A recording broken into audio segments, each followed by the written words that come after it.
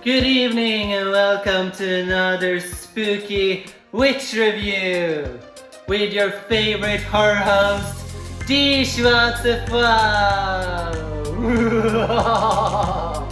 It's so spooky so the lights go on and off all the time.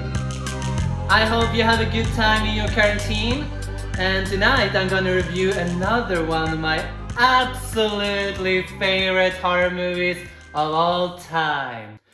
Tonight I will be talking about Possession! Possession from 1981, of course, the only possession that matters, the only possession that should be on the movie maps of everyone.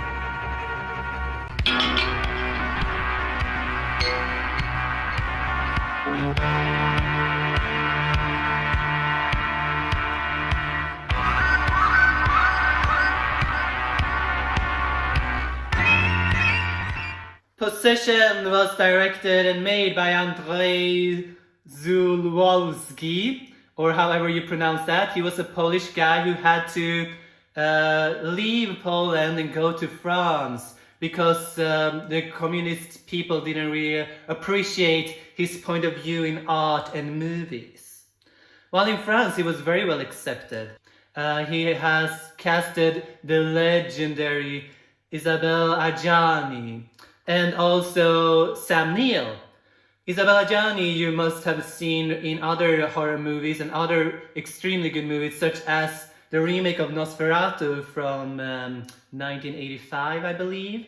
And there's also Neil Sam has been in so many movies, you cannot even mention all of them. Possession is very dear to my rotten heart. I saw it the first time. I actually got my grasp on a VHS when I was around 13 years old. I went to a flea market in Sweden. I'm originally from Sweden. And I grasped that VHS and the two other VHS for like, God knows what, like $10 or something. And I had to dig deep down in that pile of VHSs to find it. And what really dragged me to it was that it said on the backside of the movie, there was no pictures, of course, just this really beautiful picture, drawn picture of a lady and some like Medusa hairdo. A little bit like what I'm trying to channel now. And on the backside it said that this movie has been banned for several countries, just like the Texas Chainsaw Massacre, which I saw a few years before that. And I was like, ooh, this ought to be good. And it certainly was. So I watched it with my best friend in Sweden, and she was not that moved by it, but I was fucking brainwashed, mind-fucked to another extent. I could not believe what I've just have seen. And the movie got to me on a mental and religious level, I believe. So by the end of the night, I was like shaking in seizures and like was all over the place. That movie really got to me. You can watch it so many times and still notice new things about it. And there's no really like explanation of what's going on in the movie. So it's much up for your own interpretation what is happening. So that's also one thing that I really love about this movie. And what I don't like about this movie is this light turning on and off all the time. Can somebody buy me a fucking ring light, please?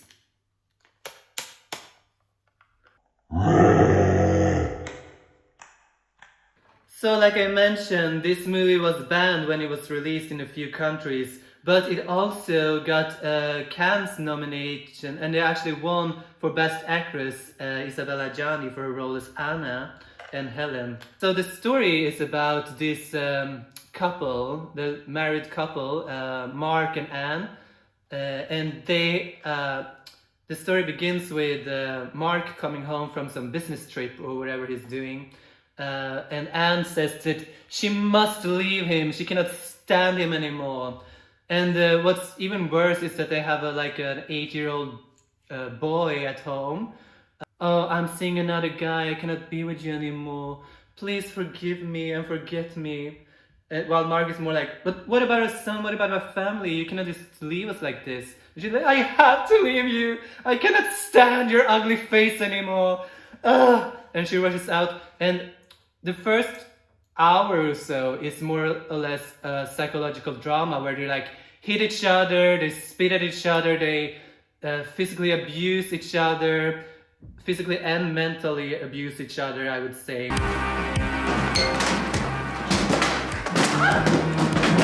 What's happening next is that Mark decides to spy on his wife and her new lover. So he hires a spy to go after them, which ends up really badly because, I'm not gonna tell any spoilers in this movie, but he noticed what she's really been up to. And what she's really been up to is not just sleeping around with any sort of guy. She's been sleeping around with a creature of the dark, who knows? But it has some amazing visuals and also very atmospheric scenes. And what this may sound to you like this is only a camp comedy aspect, but it's actually not. They make it so believable, even though during these absurd, abstract scenarios that's happening one after the other.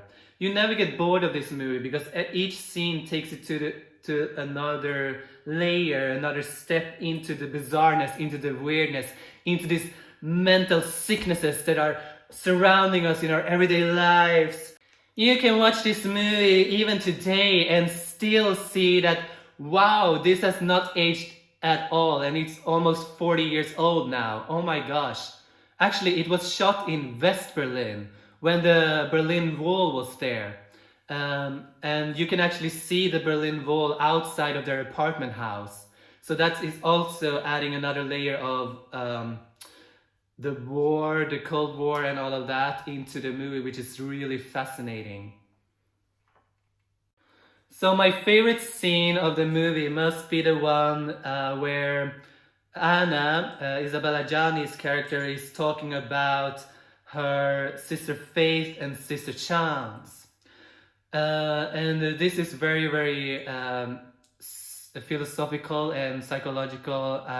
I don't even know really up to now what it means, but she says that she killed sister, what was it, sister Faith, and now had to take share of her chance to get another chance in life.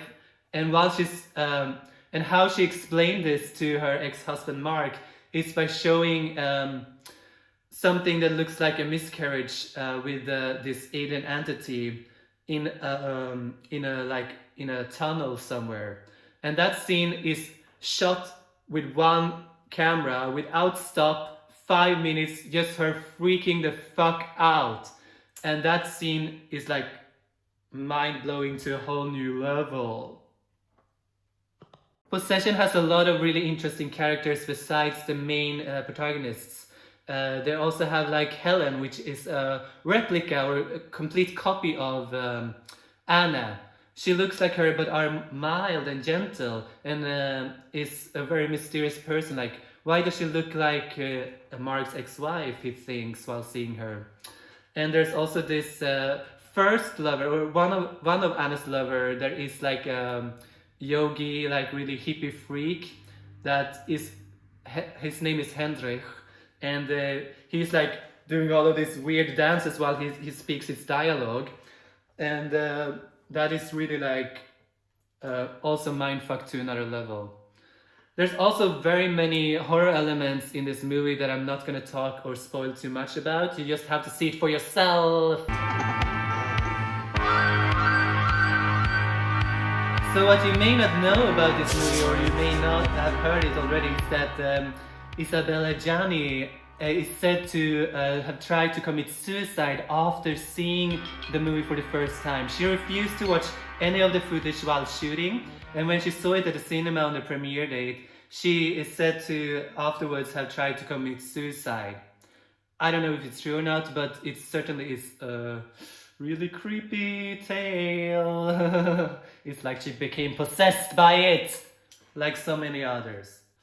And the last funny fact is that Voodoo in My Blood, Massive Attack, video is heavily borrowing that particular scene when Anna is twirling around and having this spasm orgasm miscarriage in the tunnel. That is all I had to say about the session. It is very hard to find the real version, the uncut version. In America, when it first was released there, it was cut down 50 minutes. So it didn't make any sense. It's still a hard movie to make any sense of, and cutting it down 50 minutes certainly didn't help it. I think the original version is almost like 2.5 hours. So please try to get a hold of that. I have it on VHS and I also have it on my computer. I think it was released, the uncut version was released on DVD and Blu-ray around 2010. So it should be available around the bushes. Thank you for watching! Stay spooked!